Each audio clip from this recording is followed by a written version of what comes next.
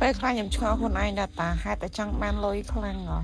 ចឹងទៅឲ្យតែគេថារកលុយពីណាបានគឺខ្ញុំមានទាំងអស់មិនថា TikTok Facebook YouTube អីទេតាំងពី Instagram គឺថាបង្កើត account ទាំងអស់មិនតែសួរតែគ្រប់គោលការណ៍គេអត់ហើយដល់ពេលយើងទៅមើលពីរបៀបធ្វើមកឲ្យបានលុយអញ្ចឹងណាទៅដល់ទៅគេថាតើតែយើងហ្នឹងរកខ្លួនឯងឃើញលក្ខណៈថាយើងបកកាយខាងអីយើងធ្វើខាងហ្នឹងខ្ញុំបកកាយតែថត TikTok ហ្នឹងឲ្យខ្ញុំធ្វើអីហើយនិយាយក៏មិនសូវចេះបើនឹងក្រៅនិយាយពេលនិយាយក្នុងវីដេអូខ្ញុំមិនដឹងថាខ្ញុំត្រូវនិយាយអីទេ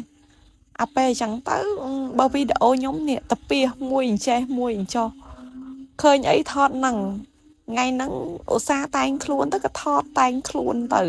ថ្ងៃខ្លះមកក៏ដដែលទៅដូចងើពីដេកមកទៅអ្នកថ្ងៃខ្លះមុខហើមស្ពុលមកក៏មានហើយដើរលេងខ្លះនៅផ្ទះខ្លះរត់ហាត់ប្រាណខ្លះ